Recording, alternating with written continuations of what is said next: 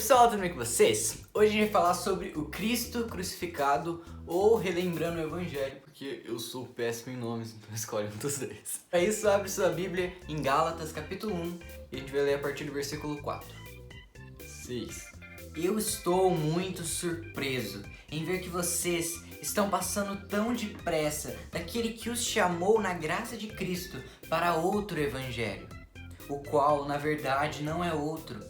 Porém, há alguns que estão perturbando vocês e querem perverter o Evangelho de Cristo.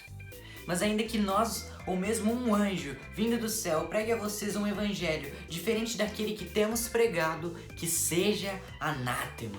Paulo, no começo das cartas, normalmente ele elogia a igreja pelos dons, pela esperança, pela fé, pelo amor que elas têm. E depois que ele elogia, ele faz uma oração por essa igreja. Na carta de Gálatas, não. O assunto é urgente. Paulo tem que admoestar esta igreja o mais rápido possível, porque ela está se desviando. Para você ter uma noção, Paulo usa palavras muito duras em seu discurso. Ele diz, seja anátema, seja maldito aquele que pregar outro evangelho. Mais pra frente ele vai... Calma, meu cachorro entrou. Mais pra frente ele vai usar a expressão que os Gálatas estavam caindo da graça. Ele vai dizer, onde está a alegria de vocês? Vocês vinham correndo bem. O que foi que os impediu? Ele vai chamar os Gálatas de insensatos, de enfeitiçados. Essas palavras duras, esse discurso urgente que Paulo está falando, nos mostra que o Evangelho é uma mensagem urgente, que sempre deve ser pregada, sempre deve ser lembrada, sempre deve ser guardada. A igreja de Gálatas nos mostra uma coisa muito importante, que é, nós nos esquecemos do Evangelho. Eles se esqueceram muito rápido da mensagem que salvou a vida deles. Como disse Lutero, nós devemos ouvir o Evangelho todos os dias, porque nós nos esquecemos dele todos os dias. A gente é muito esquecido e por isso a gente tem que ouvir o Evangelho todos os dias, para todos os dias crer nessa mensagem que é fundamental. Mas você pode estar se perguntando, afinal, qual foi o erro que essa igreja de Gálatas cometeu? É porque entraram falsos mestres nessa igreja e então eles começaram a dizer que crer em Jesus é uma parte da salvação. Para você ser salvo, você tem que crer em Jesus, você tem que guardar o sábado, você tem que não comer certos tipos de comida e você tem que ser circuncidado, uma coisa que dói muito. Então, assim você será salvo. Em outras palavras, eles estavam dizendo, Jesus não é suficiente, você precisa fazer mais algumas coisas, aí você consegue a salvação. É crer em Cristo, mas obedecer às leis.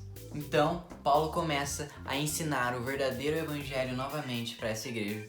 E agora a gente vai ler outro trecho. Gálatas 3, versículo 13. E é evidente que pela lei ninguém é justificado diante de Deus, porque o justo viverá pela fé. Ora, a lei não procede da fé, mas aquele que observar os seus preceitos, por eles viverá. Cristo nos resgatou da maldição da lei, fazendo-se ele próprio maldição em nosso lugar. Porque está escrito, maldito todo aquele que for pendurado em madeiro, para que a bênção de Abraão chegasse aos gentios em Cristo Jesus, a fim de que recebêssemos, pela fé, o Espírito prometido. Em outras palavras, os irmãos de Gálatas estavam tentando se aperfeiçoar com a lei, se justificar pelas obras. Então, Paulo começa a dizer, a lei tem a seguinte lógica. Se você quer viver pela lei, quando você obedece à lei, você vive e é bendito. Mas se você não obedece à lei, você morrerá e é maldito. Essa é a base da lei? Essa é a base da lei. Mas aí a gente encontra um grande problema. Todos pecaram, todos violaram a lei de Deus. E se você quebrou um mandamento, quebrou todos. O problema é que nós somos pecadores e ninguém pode se justificar pelas suas obras. Todos nós estamos mortos e somos malditos pela lei.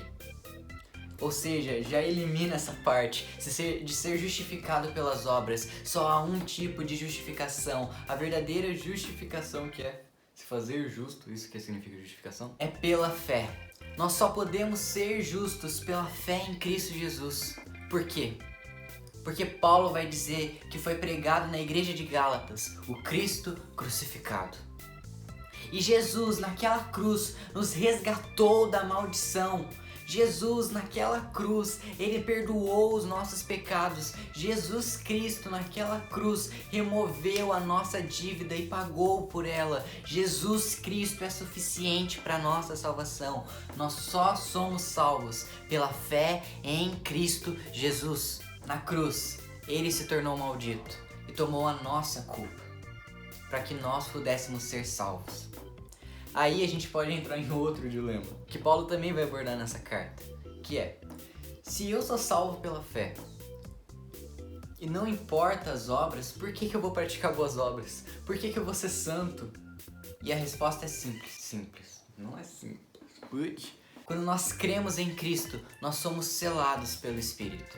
Ou seja, o Espírito Santo começa a habitar em nós. E quando isso acontece, quem tem o Espírito Santo é santo. Olha que lógica incrível, meu Deus. Quem tem o Espírito Santo vai ter o fruto do Espírito. Em outras palavras, nós não fazemos boas obras para sermos salvos, mas porque nós já fomos salvos, nós praticamos boas obras. Nós somos santos porque Deus nos amou primeiro, porque Ele nos salvou.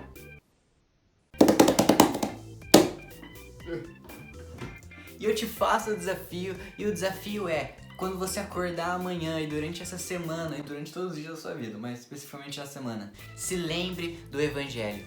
É muito fácil ao longo da caminhada nós irmos trocando o Evangelho na nossa mente, achando que é Jesus mais as nossas boas obras. Não, Jesus é suficiente. Todo dia que você acordar, lembre-se do sangue de Cristo que te lava de todo pecado.